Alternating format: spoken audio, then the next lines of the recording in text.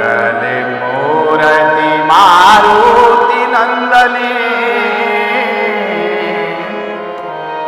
सकले अमंगले मूले निकंदने श्री राम जय जय राम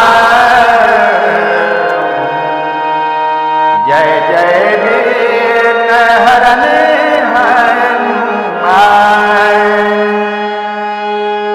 अतुलित बलदामं हेमशैलाहुदेहं धनुज बने कृतानो ज्ञानी नामे अग्रगण्यं सकल गुण निदानं वानरानामदेशं रघुपति प्रिय भक्तं वादिजातं नमामि रघुपति प्रिय भक्तं वादिजातं नमामि। और देवता की तन धरई हनुमत से सर्व सुख करई संकट कटै मिटै सब पीरा जो तुमरे हनुमत बलबीरा। जय जय जय हनुमान गोसाई कृपा करम गुरुदेव किनाई जो सत बार पाठ कर कोई छोटहि बंद महासुख होई। मंगल मूर्ति मारुति नंदन सकल अमंगल मूल निकंदन श्री राम जय सीताराम जय जय विघ्न हरन हनुमान। नमस्कार। आप समझ गए होंगे भक्ति की अंतिम जो मंजिल है, जो अंतिम पड़ाव है, भक्ति की जो प्रकाष्ठा है, वहां हमारे शिव शंकर हनुमान जी महाराज हैं। इनके बारे में कितने शब्द कहां से आए? ये अगर नहीं रहते तो सनातन धर्म, आपको शायद नहीं पता है कि जो विखंडित हुए हैं ना हजारों वर्ष से, 5000 वर्षों से, वो और ज्यादा विखंडित हो गए होते। ये तो हनुमान जी महाराज हैं साक्षात पृथ्वी पर कि हमारा सनातन धर्म अभी भी संरक्षित है। फिर भी हम नहीं समझते हैं पूरी तरह से हनुमान जी महाराज को। कैसा जीवन है उनका। अष्ट सिद्धि नौ निधि के दाता, असबर दिन जाने की माता। 8 सिद्धि और 9 निधि जिनके पास हो वह शिव ही हैं। वो हरि के दास हैं, हरि के सेवक हैं, लेकिन तत्व दृष्टि से वो हरि ही हैं। उनका 1 मुख, 5 मुख, 7 मुख, एकादश मुख, अनंत मुख का वर्णन है शास्त्रों में। लेकिन गोस्वामी बाबा क्या लिखते हैं, कितनी सुंदर बात लिखते हैं। और देवता चीतन धरई हनुमत से सर्व सुख करई। यानी एक हनुमान जी के पूजन से शिव की पूजन, मां पार्वती की पूजन, भगवान विष्णु, मां लक्ष्मी यानी राम अवतार, कृष्ण अवतार की पूजन, गणपति की पूजन, समस्त देवी देवता की पूजन हो जाती है। इसीलिए और देवता चीतन धरई। ऐसे हैं हनुमान जी महाराज। एक बहुत सुंदर प्रसंग आपको मैं बताने जा रहा हूं सुंदरकांड का,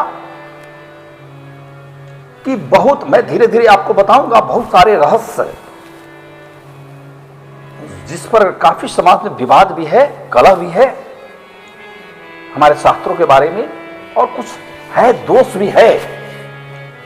लेकिन उसको अभी छोड़कर मैं सुंदरकांड के उस प्रसंग को बताता हूं कि हनुमान जी महाराज जब लंका जाते हैं मां सीता के खोज में, कितनी सुंदर बात है कि समुद्र के किनारे सारे भक्त निराश हो रहे हैं।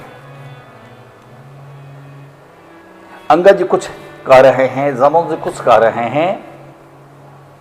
पता चल चुका है कि लंका में मां सीता है, संपाति जी बता चुके हैं। लेकिन हनुमान जी चुपचाप इस व्याकुलता में, इस बेचैनी में कैसे इस कार्य को मेरे प्रभु पूर्ण कराएंगे हमसे। मुद्रिका तो भगवान ने हनुमान जी को ही दिया था। आप इस बात को समझिए कि पहले से भगवान इस बात को जानते ही थे कि ये हनुमान जी जाएंगे, वो तो सर्वव्यापी हैं। लेकिन हनुमान जी श्रापवश जो अपने बल को भूले हुए थे, उस बल को जामवंत जी ने याद दिलाया और विकट, महाविकट, विशाल हनुमान जी आकार ग्रहण किया। और आप वाल्मीकि कृत पढ़िए, गोस्वामी जी तो बड़ा सरल ढंग से लिख दिए हैं।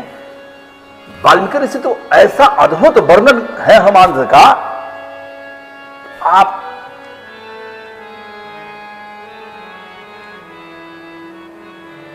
व्याकुल हो जाएंगे, आप प्रसन्न हो जाएंगे। तो वाल्मीकि जी ऐसा वर्णन किए हैं कि हनुमान जी का बल और महात्म्य समझ आएगा।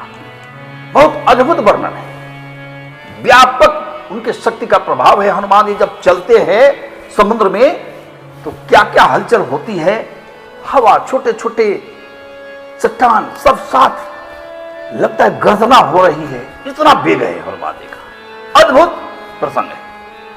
लेकिन याद रखिए, हनुमान जी जब चलते हैं तो रास्ते में 3 स्त्री उनके रास्ते में आती है। ये बल बुद्धि में सबसे ज्यादा ज्ञानी है, बल में भी, बुद्धि में भी, भक्ति में भी ऐसा कोई ज्ञान नहीं, ऐसा कोई सद्गुण नहीं है जो हनुमान जी महाराज में नहीं हो, इसलिए कि साक्षात शंकर है। तो प्रथम आती है सुरसा, और आप जानते हैं कि भगवान के कार्य में कोई भी विघ्न आ जाए, हनुमान जी उसको बर्दाश्त नहीं कर सकते। तो देवताओं के कहने पर नाग माता सुरसा परीक्षण लेने के लिए आई थी, उसने अपने रूप को अलग कर लिया कि हनुमान जी नहीं पहचान पाएंगे। लेकिन ये तो साक्षात शंकर हैं, ये तो समझ गए, इसलिए बात विचार किए, बुद्धि का प्रयोग किए, बड़ा आकार ये भी बनाया, वो भी बनाई, दुगुना दुगुना दुगुना होते गया। और कितनी बड़ी बुद्धि की बात है कि तुम कितनी बड़ी हो जाओ, तुम कितने बड़े हो जाओ, अहंकार से पुष्ट हो जाओ कि हमसे बड़ा कोई नहीं है, मुझे इस जंजाल में नहीं फंसना है। हनुमान जी क्या कहते हैं कि संसार के इस जाल में नहीं फंसना है, मेरा काम है प्रभु का काम करना।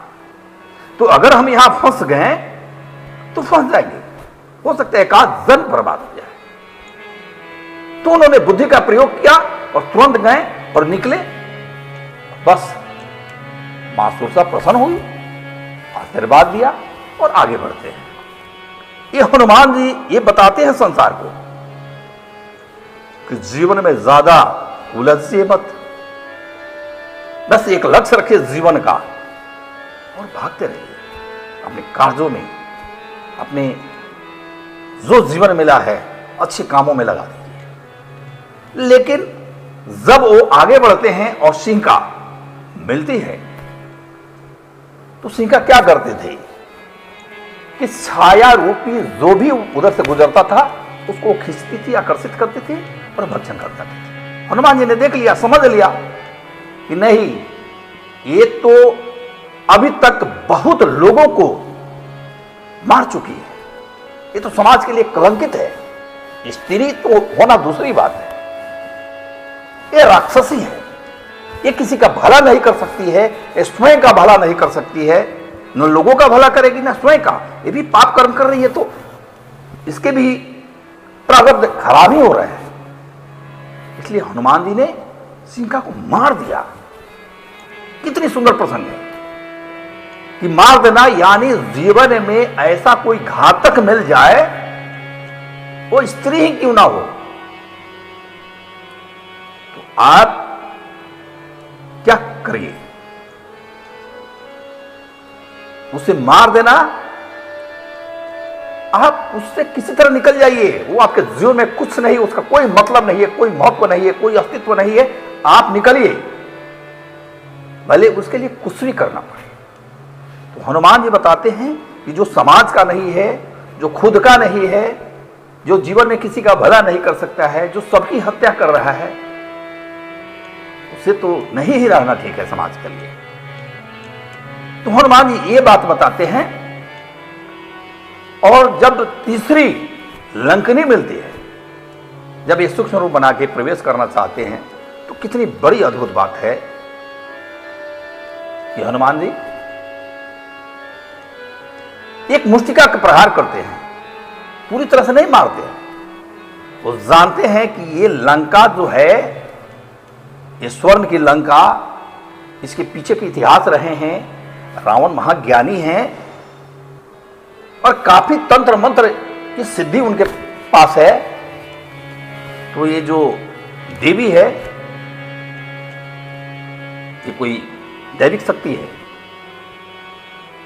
वो भले आसुरी शक्ति के रूप में है, और मुष्टिका मारा तो वो हनुमान जी को अन्य विनय करती है और बताती है कि ब्रह्मा जी ने हमें क्या वर दिया था। तो हनुमान यहां बताते हैं कि नहीं, ये मुष्टिका से ही काम चल सकता है, अनिष्ट ज्यादा करने की जरूरत नहीं, मुझे भीतर जाना है, बस रास्ता चाहिए।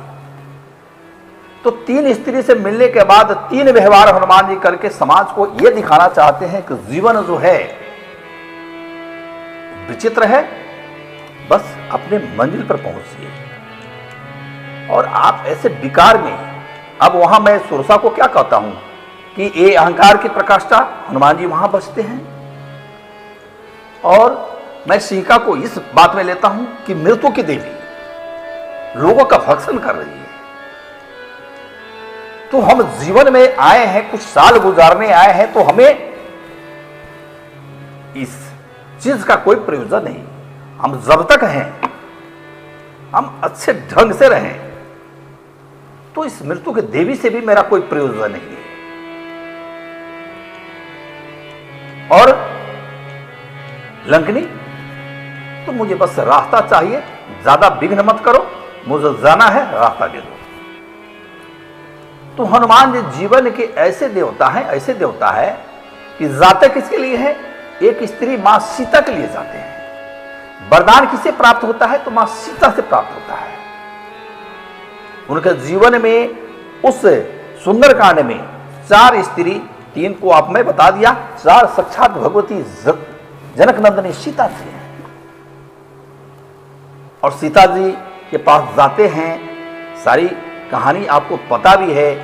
मां उनको वरदान भी देती है, अजर अमर का वरदान देती है, भक्ति का वरदान देती है, अनेक प्रकार का वरदान देती है।